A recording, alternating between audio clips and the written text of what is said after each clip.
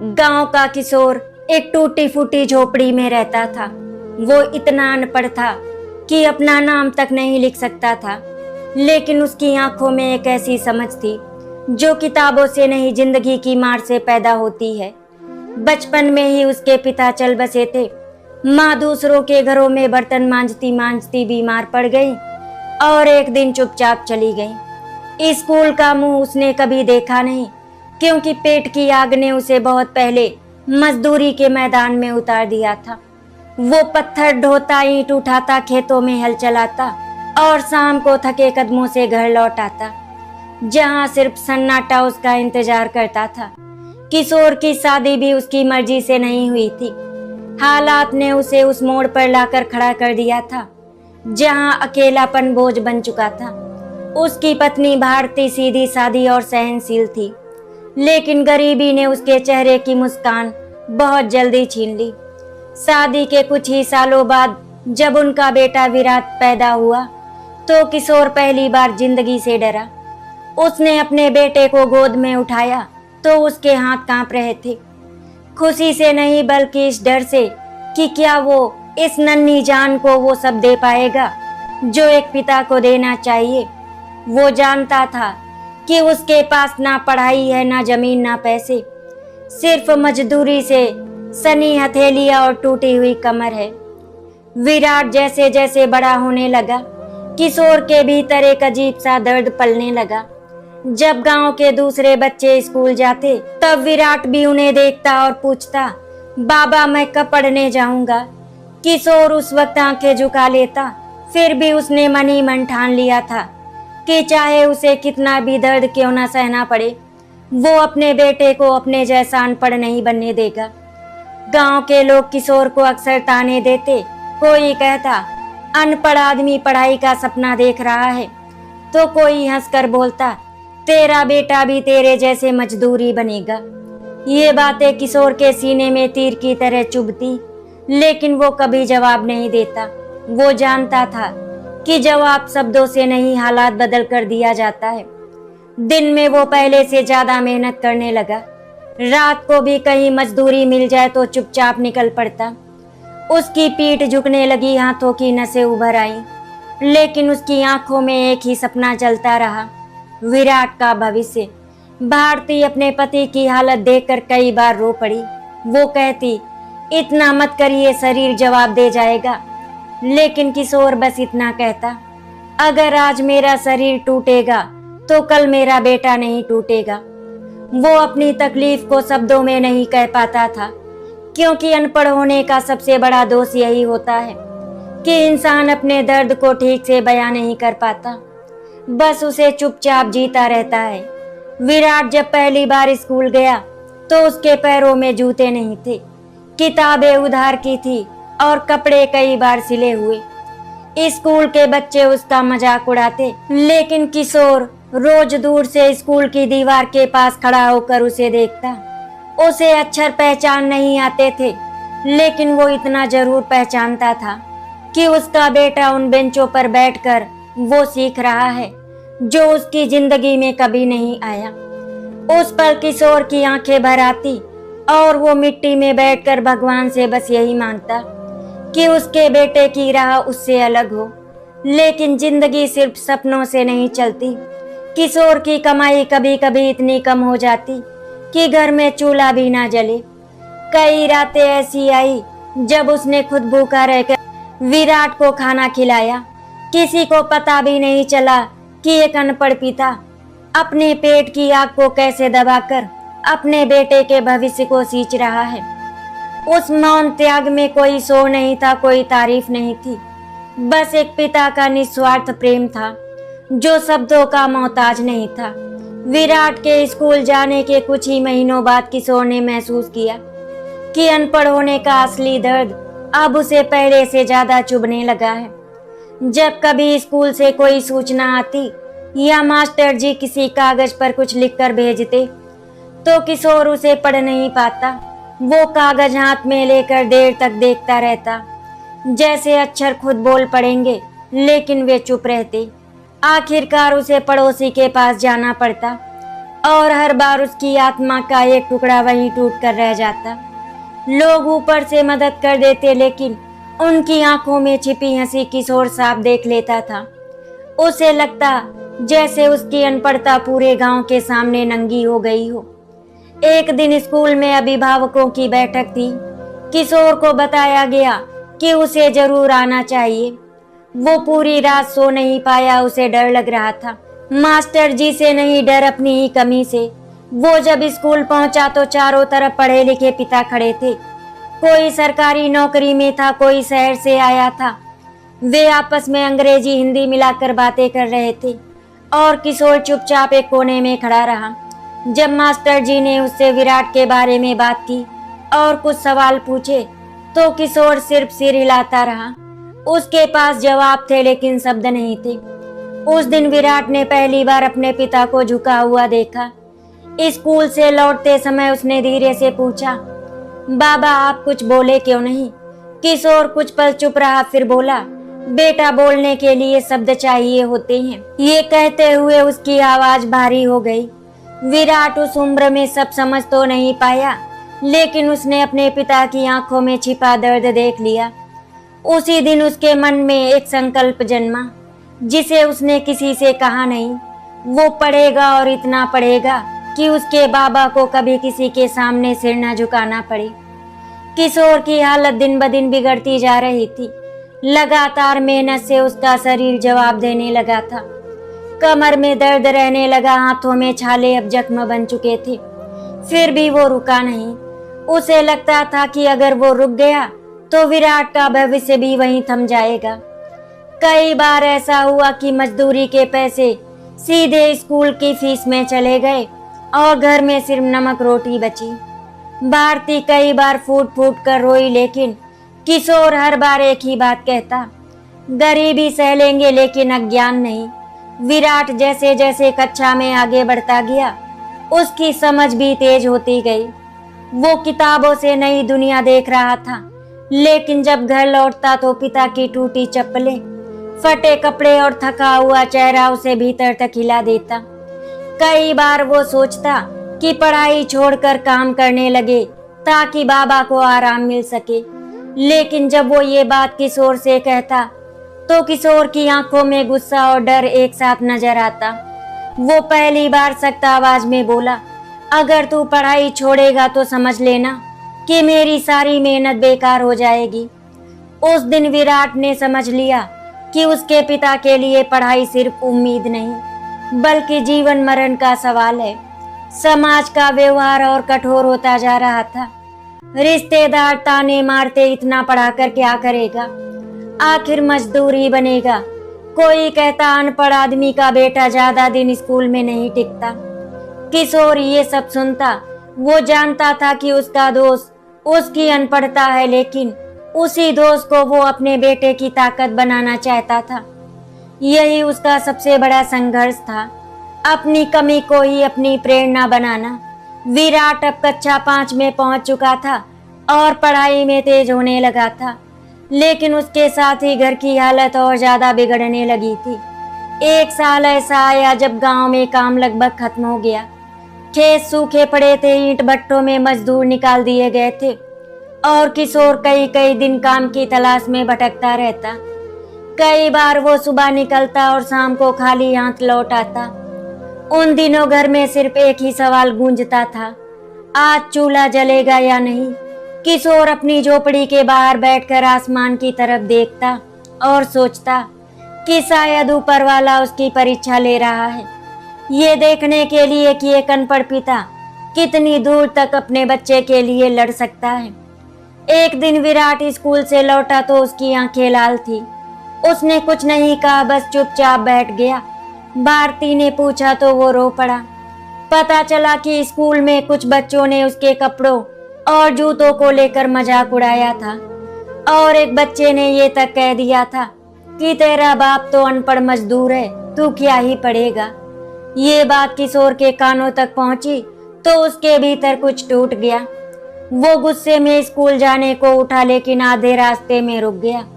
उसे एहसास हुआ कि वो अगर वहां गया तो अपने बेटे के सामने ही अपनी बेबसी दिखा देगा। वो वापस लौटा, चुपचाप बैठ गया और पहली बार अपने आंसू खुद से छिपाने की कोशिश भी नहीं की। उसी रात घर में खाने को कुछ नहीं था।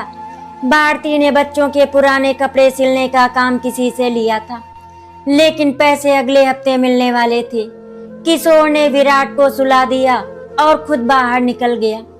उसने गांव में साहूकार के दरवाजे पर दस्तक दी। साहूकार ने ऊपर से नीचे तक उसे देखा और बोला, पहले का उधार चुका दे, फिर बात करेंगे। किशोर के पास कहने को कुछ नहीं था। वो झुके कंधों के साथ वहां से चला गया। उस अपमान ने उसे अंदर से झकझोर दिया, लेकिन उसी झटके में उसके भीतर एक और कठोर संकल्प पैदा हुआ। अब चाहे उसे कुछ भी करना पड़े, वो अपने बेटे को इस अपमान से बाहर निकालेगा। अगले दिन किशोर पास के कस्बे में चला गया। वहां उसने निर्माण स्थल पर काम मांगा। ठेकेदार ने उसकी उम्र और हालात देखकर मना कर दिया, लेकिन किशोर उसके पैरों में गिर पड़ा। ये दृश्य देखकर कुछ लोग हंसे तो कुछ ने मुंह फेर लिया, लेकिन ठेकेदार पिघल गया। उसने कहा, काम बहुत भारी है, टिक पाएगा तो ठीक। किशोर ने बिना सोचे हाँ कर दी। उस दिन से वो रोज कस्बे जाता, दिन भर सीमेंट ढोता, सरिया उठाता और रात को टूटे बदन के साथ लौटता। उसकी कमाई ज्यादा नहीं थी, लेकिन कम से कम विराट की पढ़ाई रुकने से बच गई। विराट को अब अपने पिता की हालत साफ दिखने लगी थी। वो देखता कि बाबा रात को करवटें बदलते रहते हैं, दर्द से कराते हैं, लेकिन सुबह फिर वही थकी हुई मुस्कान ओढ़ लेते हैं। विराट के मन में अपराध बोध भरने लगा। उसे लगने लगा कि उसकी पढ़ाई उसके पिता की जान ले लेगी। कई बार वो किताबें बंद कर देता और सोचता कि अगर वो भी काम करने लगे तो घर की हालत सुधर सकती है, लेकिन हर बार उसे पिता के शब्द याद आते, मेरी मेहनत बेकार मत करना। यही शब्द उसे वापस किताबों की ओर खींच लाते। एक दिन स्कूल में विराट ने भाषण प्रतियोगिता में हिस्सा लिया। विषय था मेरे जीवन की प्रेरणा। मंच पर खड़े होकर उसने जब अपने अनपढ़ पिता का जिक्र किया तो पूरा हाल शांत हो गया। उसने बताया कि कैसे एक ऐसा आदमी जिसे अक्षर पहचान नहीं आते, वो उसे सपने देखने की हिम्मत देता है। उस दिन विराट को पहला इनाम मिला। जब वो प्रमाण पत्र लेकर घर आया और किशोर के हाथ में दिया तो किशोर उसे पढ़ नहीं पाया, लेकिन उसकी आंखों से बहते आंसू बता रहे थे कि वो उस पल कितना अमीर महसूस कर रहा था। कस्बे के निर्माण स्थल पर काम करते हुए किशोर का शरीर अब धीरे धीरे जवाब देने लगा था। उम्र से पहले झुक चुकी कमर, फटे हाथों की चमड़ी और सूजी हुई आंखें ये साफ कह रही थी कि वो आदमी ताकत से कहीं ज्यादा बोझ उठा रहा है। कई बार सीमेंट की बोरियां उठाते समय उसका सिर चकरा जाता, लेकिन वो दीवार का सहारा लेकर फिर खड़ा हो जाता। ठेकेदार कई बार उसे आराम करने को कहता, मगर किशोर जानता था कि एक दिन की छुट्टी का मतलब है विराट की पढ़ाई में रुकावट। वो दर्द को दांत बींच कर सह लेता और अपने ही भीतर यही दोहराता कि ये पीड़ा अस्थायी है, लेकिन उसके बेटे का भविष्य स्थायी। एक शाम काम से लौटते वक्त किशोर रास्ते में ही गिर पड़ा। लोगों ने उसे उठाकर पास के वैद्य के पास पहुंचाया। वैद्य ने उसकी नाड़ी देखी और साफ शब्दों में कह दिया कि अगर उसने ज्यादा मेहनत जारी रखी तो वो ज्यादा दिन तक टिक नहीं पाएगा। ये सुनकर भारती का रो रो कर बुरा हाल हो गया। उसने किशोर से काम छोड़ने की विनती की, लेकिन किशोर की आंखों में अजीब सी दृढ़ता थी। उसने कहा, अगर आज रुक गया तो कल विराट रुक जाएगा। उसकी बात में ना नाटकीयता थी ना जिद, बस एक पिता की सच्चाई थी जिसे कोई दवा ठीक नहीं कर सकती थी। इसी बीच विराट की पढ़ाई और कठिन हो गई। अब किताबें मोटी हो चली थी और विषय ऐसे थे जिन्हें समझने के लिए मार्गदर्शन चाहिए था। विराट कई बार सवाल लेकर अपने पिता के पास आता, लेकिन किशोर बस उसे देखता रहता। उसे हर बार अपनी अनपढ़ता का एहसास और गहरा हो जाता। वो चाहता था कि वो अपने बेटे की मदद कर सके, लेकिन उसके पास सिर्फ चुप्पी थी। फिर भी उसने हार नहीं मानी। उसने गांव के मास्टर जी से बात की और अपने विराट को कभी कभी अतिरिक्त समय देने की विनती की। ये उसके लिए बहुत बड़ा कदम था, क्योंकि उसे बोलने में संकोच होता था, लेकिन बेटे के लिए उसने उस संकोच को कुचल दिया। गांव वालों के व्यवहार में भी बदलाव आने लगा था। पहले जहां लोग किशोर की हालत पर हंसते थे, अब कुछ लोग उसके संघर्ष को समझने लगे थे। लेकिन सहानुभूति भी कई बार अपमान जैसे लगती है। कोई कहता बेचारा पढ़ाई के चक्कर में खुद को मार रहा है, तो कोई सलाह देता इतना क्यों झोंक रहा है, किस्मत में होगा तो अपने आप बन जाएगा। किशोर इन बातों को सुनकर भी अनसुना कर देता। वो जानता था कि किस्मत उन्हीं की बदलती है जो उसे बदलने की हिम्मत रखते हैं। विराट अब अपने पिता के दर्द को शब्दों से पहले महसूस करने लगा था। वो रात में पिता के पैरों की मालिश करता, उनके लिए पानी लाता और बिना कहे उनके बोझ को हल्का करने की कोशिश करता। कई बार उसकी आंखों में आंसू आ जाते, लेकिन वो उन्हें छिपा लेता। उसने मन ही मन तय कर लिया था कि वो पढ़ाई में कभी लापरवाही नहीं करेगा, क्योंकि हर एक किताब के पीछे उसके पिता की एक सांस जुड़ी हुई थी। एक दिन स्कूल में विराट का नाम छात्रवृत्ति के लिए चुना गया। ये रकम बहुत बड़ी नहीं थी, लेकिन उस घर के लिए ये किसी चमत्कार से कम नहीं थी। जब मास्टर जी ने ये बात किशोर को बताई तो वो कुछ देर तक बोल नहीं पाया। उसे लगा जैसे उसकी सालों की मेहनत ने पहली बार उसे छू लिया हो। उस दिन वो घर लौटा तो उसकी चाल में वही थकान थी, लेकिन चेहरे पर एक सुकून भी था जो पहले कभी नहीं देखा गया था। छात्रवृत्ति मिलने के बाद घर की हालत थोड़ी संभली, लेकिन साथ ही जिंदगी ने अपनी नई शर्तें भी रख दी। विराट अब गांव के स्कूल में आगे पढ़ने के लिए कस्बे के बड़े विद्यालय में जाने लगा था। वहां पढ़ाई का स्तर ऊंचा था। बच्चे शहर से आते थे, उनके पास अच्छे कपड़े, नई किताबें और आत्मविश्वास से भरी बोली थी।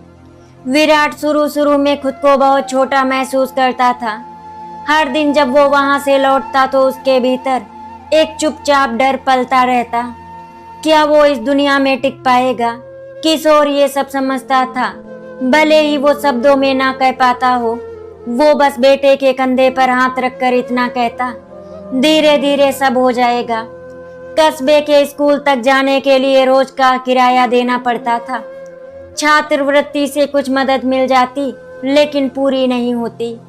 किशोर ने फिर से अपने शरीर को दांव पर लगा दिया। अब वो रात में भी छोटे मोटे काम करने लगा। कभी किसी दुकान का सामान उतारना, कभी किसी के घर में लकड़ी काटना। उसकी आंखों की रोशनी कम होने लगी थी और कई बार उसे चक्कर भी आने लगे थे।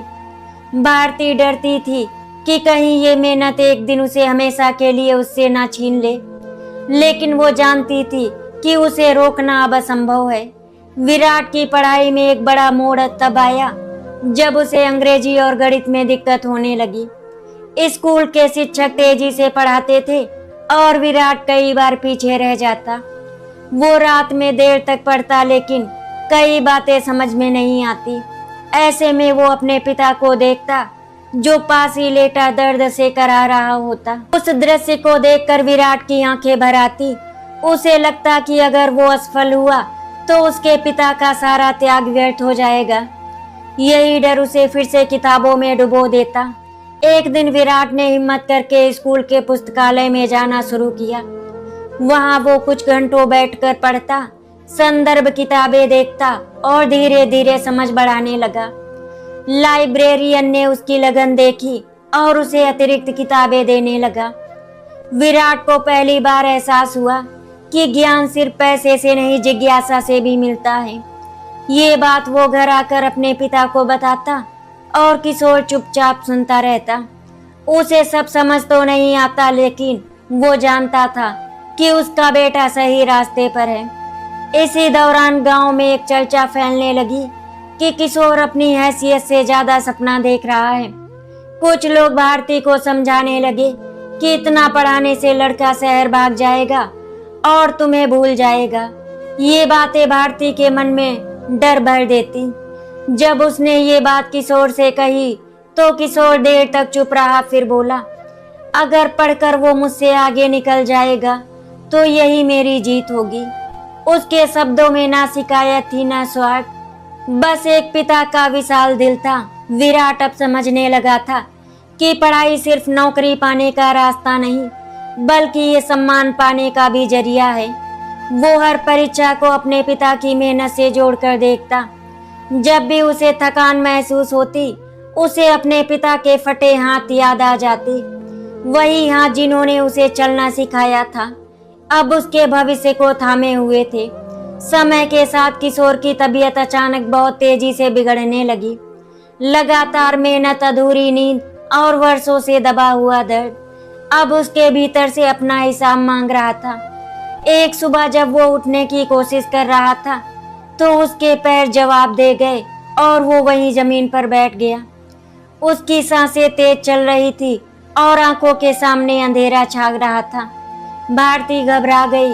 विराट स्कूल जाने की तैयारी छोड़कर उसके पास बैठ गया। उस पल पहली बार किशोर को एहसास हुआ कि अगर वो गिर गया तो पूरा घर गिर जाएगा। ये एहसास उसके लिए किसी चोट से ज्यादा गहरा था। उसे पास के सरकारी अस्पताल ले जाया गया। डॉक्टरों ने जांच के बाद साफ कहा कि उसके फेफड़े और कमर दोनों बुरी तरह कमजोर हो चुके हैं और उसे लंबे समय तक भारी काम करने से मना कर दिया। ये सुनकर किशोर ने आंखें बंद कर ली। उसके मन में इलाज का डर नहीं था, डर इस बात का था कि अब विराट की पढ़ाई कैसे चलेगी। अस्पताल के बिस्तर पर लेटे लेटे वो छत को देखता रहता और भीतर ही भीतर खुद को दोष देता कि शायद उसने अपने शरीर पर ज्यादा जुल्म कर दिया। विराट के लिए ये समय सबसे कठिन था। स्कूल, घर और अस्पताल, तीनों के बीच उसका जीवन बट गया था। वो पढ़ाई में मन लगाने की कोशिश करता, लेकिन किताबों के अक्षर कई बार धुंधले हो जाते। उसके मन में एक ही सवाल घूमता रहता, अगर बाबा ठीक नहीं हुए तो क्या वो आगे पढ़ पाएगा। कई बार उसने सोचा कि पढ़ाई छोड़ दे और कोई काम पकड़ ले, लेकिन जब भी ये बात वो सोचता, उसे अस्पताल में पड़े पिता का चेहरा याद आ जाता, जिसने सारी जिंदगी यही चाहा था कि उसका बेटा उस रास्ते पर ना चले जिस पर वो खुद चला। गांव वालों का व्यवहार अब खुलकर सामने आने लगा था।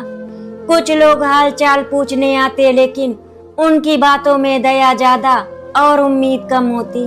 कोई कहता, अब लड़के को काम पर लगा दो, तो कोई सलाह देता, पढ़ाई बहुत हो गई, अब जमीन से जुड़ो। विराट ये बातें सुनता और चुप रह जाता, लेकिन उसके भीतर एक आग जलती रहती। वो समझ गया था कि समाज तब तक साथ देता है जब तक आदमी खड़ा रहता है, गिरते ही सलाह देने लगता है। अस्पताल से लौटने के बाद किशोर पूरी तरह बदल गया था। वो पहले जैसा मजबूत नहीं रहा, लेकिन उसकी आंखों की चमक अब भी जिंदा थी। वो चारपाई पर बैठकर विराट को पढ़ते हुए देखता रहता। कई बार वो कुछ कहना चाहता, लेकिन शब्द गले में अटक जाते। एक रात उसने विराट का हाथ पकड़कर धीमी आवाज में कहा, अगर हालात मुझे रोकने लगे तो भी पढ़ाई मत छोड़ना। ये कहते हुए उसकी आंखें भर आई। विराट ने पहली बार अपने पिता को इतना असहाय देखा और उसी पल उसने तय कर लिया कि अब वो सिर्फ अपने लिए नहीं, अपने पिता के लिए भी जिएगा। घर की आर्थिक हालत बिगड़ने लगी थी। छात्रवृत्ति से स्कूल का खर्च तो चल जाता, लेकिन दवाइयों और रोजमर्रा की जरूरतों के लिए पैसे कम पड़ने लगे। भारती ने फिर से सिलाई का काम शुरू किया। विराट भी स्कूल के बाद छोटे बच्चों को पढ़ाने लगा। ये उसके जीवन का नया अध्याय था, जहां वो खुद छात्र होते हुए भी किसी और के लिए शिक्षक बन रहा था। उसे पहली बार एहसास हुआ कि पढ़ाई सिर्फ लेने की चीज नहीं, देने की भी ताकत रखती है। किशोर ये सब देखता और भीतर ही भीतर गर्व महसूस करता। वो जानता था कि अब उसका बेटा सिर्फ पढ़ा लिखा नहीं हो रहा, बल्कि जिम्मेदार भी बन रहा है। भले ही उसका शरीर टूट चुका था, लेकिन उसे सुकून था कि उसकी मेहनत बेकार नहीं गई। समय जैसे जैसे बीतता गया और विराट उस बोर्ड की परीक्षा के करीब पहुंच चुका था। ये वही परीक्षा थी जो उसके भविष्य की दिशा तय करने वाली थी। उसके लिए ये सिर्फ एक एकाडमिक पड़ाव नहीं था, बल्कि अपने पिता के जीवन भर के संघर्ष का इम्तिहान भी था। घर में माहौल अजीब सा हो गया था। एक तरफ किशोर की बीमारी की चिंता, दूसरी तरफ विराट की पढ़ाई का दबाव। किशोर चारपाई पर लेटा रहता, लेकिन उसकी नजर हर समय विराट पर ही रहती। वो देखता कि उसका बेटा देर रात तक पढ़ता है, सुबह जल्दी उठता और बिना शिकायत किए अपनी जिम्मेदारियां निभाता है। इसी दौरान स्कूल में एक सूचना आई जिसने विराट के भीतर हलचल मचा दी। राज्य स्तर की एक छात्रवृत्ति परीक्षा के लिए उसका चयन हुआ था। अगर वो इसमें सफल हो जाता तो आगे की पढ़ाई का खर्च लगभग पूरा हो सकता था। ये खबर सुनकर किशोर की आंखों में चमक आ गई, लेकिन उसके साथ एक डर भी जुड़ गया। वो जानता था कि ऐसी परीक्षाएं सिर्फ मेहनत से नहीं, सही मार्गदर्शन से भी निकलती हैं। विराट के पास किताबें थी, लेकिन कोचिंग या किसी बड़े शिक्षक का सहारा नहीं। विराट ने अपनी तैयारी खुद करने का फैसला किया। वो सुबह जल्दी उठकर पढ़ता, फिर स्कूल जाता, शाम को बच्चों को पढ़ाता और रात को फिर से किताबों में डूब जाता। कई बार थकान इतनी बढ़ जाती कि अक्षर तैरने लगते, लेकिन वो खुद को याद दिलाता कि ये थकान उसके पिता की उम्र भर की थकान के सामने कुछ भी नहीं है। किशोर ये सब देखता और मन ही मन प्रार्थना करता कि उसका बेटा इस अग्नि परीक्षा से पार निकल जाए। परीक्षा का दिन आया। विराट कस्बे के परीक्षा केंद्र पहुंचा तो उसका दिल तेजी से धड़क रहा था। आसपास के बच्चे आत्मविश्वास से भरे हुए थे। कुछ के माता पिता बाहर खड़े थे। विराट को अपने पिता की याद आई, जो घर पर चारपाई पर लेटे होंगे और उसकी राह देख रहे होंगे। उसने गहरी सांस ली और खुद से कहा कि वो अकेला नहीं है, उसके साथ उसके पिता का त्याग खड़ा है। परीक्षा हॉल में बैठते ही उसकी घबराहट धीरे धीरे एकाग्रता में बदल गई। घर पर किशोर का मन बेचैन था। वो बार बार भारती से पूछता कि विराट कब तक लौटेगा। उसके लिए इंतजार किसी बीमारी से कम नहीं था।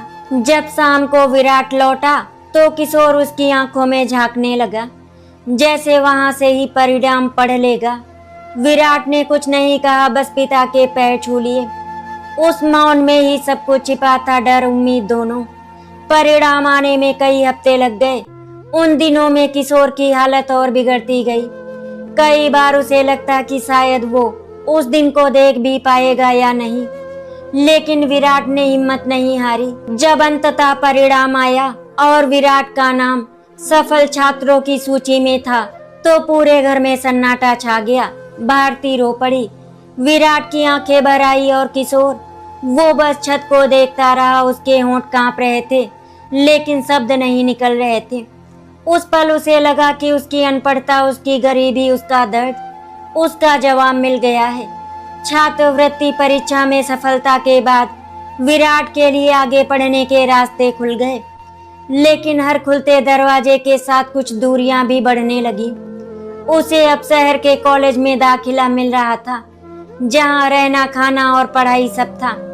छात्रवृत्ति से ज्यादातर खर्च पूरे हो रहे थे। फिर भी घर से दूर जाने का निर्णय विराट के लिए आसान नहीं था।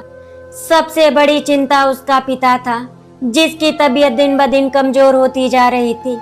किशोर बाहर से मजबूत दिखने की कोशिश करता, लेकिन भीतर से वो जानता था कि अब वो पहले जैसा सहारा नहीं रहा। कॉलेज जाने से पहले की रात विराट देर तक जागता रहा। उसने अपने पिता को सोते हुए देखा।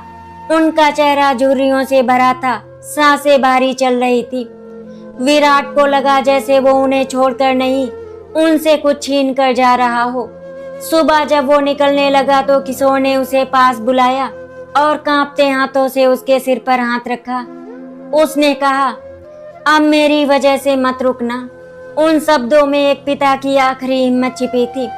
विराट की आंखों से आंसू बह निकले, लेकिन उसने खुद को संभाल लिया, क्योंकि वो जानता था कि अगर वो कमजोर पड़ा तो उसके पिता का हौसला टूट जाएगा। शहर की जिंदगी विराट के लिए बिल्कुल अलग थी। कॉलेज में पढ़ाई कठिन थी, लेकिन उससे भी कठिन था अकेलापन। जब वो शाम को हॉस्टल के कमरे में बैठता तो उसे अपने पिता की चुप्पी याद आती। वो फोन पर बात करता लेकिन किशोर ज्यादा देर बात नहीं कर पाता। उसकी आवाज कमजोर होती जा रही थी। विराट हर कॉल के बाद और ज्यादा मेहनत करने लगता, जैसे हर किताब का पन्ना उसे अपने पिता के थोड़ा और करीब ले जाएगा। गांव में किशोर की हालत गंभीर हो चुकी थी। दवाइयां चल रही थी लेकिन उम्र और थकान अपना असर दिखा रही थी। भारती हर रोज विराट को खबर देती और किशोर बस इतना पूछता, पढ़ रहा है ना। उसके लिए यही सबसे बड़ा सुकून था।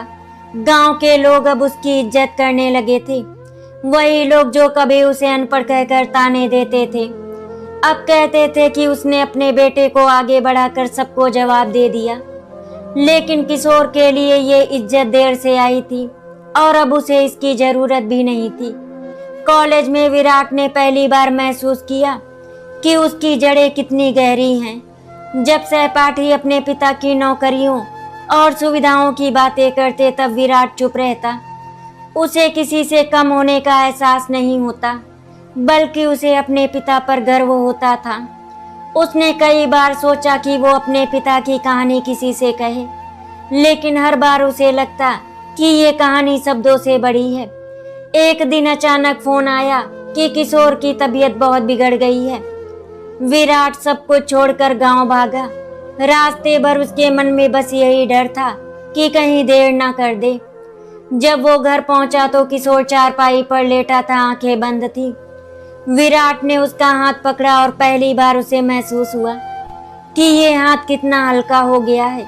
किशोर ने आंखें खोली और बेटे को देखकर हल्की सी मुस्कान दी, वही मुस्कान जो हमेशा उसे हिम्मत देती रही थी। विराट के लौटने के बाद घर का माहौल बिल्कुल बदल गया था। वो हर पल अपने पिता के पास बैठा रहता, जैसे समय को रोक लेना चाहता हो। किशोर अब बहुत कम बोल पाता था, लेकिन उसकी आंखें अब भी सब कुछ कह देती थी। कभी वो विराट को देर तक देखता रहता, कभी छत की ओर टकटकी लगाए कुछ सोचता। विराट समझ नहीं पाता कि वो क्या कहना चाहता है, लेकिन उसे एहसास था कि उसके पिता के भीतर बहुत कुछ अधूरा पड़ा है, जिसे शब्दों की जरूरत नहीं है। एक रात किशोर ने इशारे से विराट को पास बुलाया। उसकी आवाज बहुत धीमी थी, जैसे हर शब्द के लिए उसे अपनी पूरी ताकत लगानी पड़ रही हो।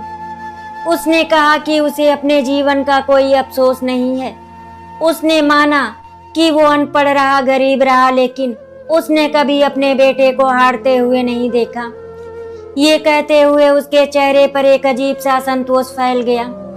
विराट की आंखों से आंसू बहने लगे, लेकिन वो उन्हें रोकने की कोशिश करता रहा, क्योंकि वो नहीं चाहता था कि उसके पिता उसे कमजोर समझे।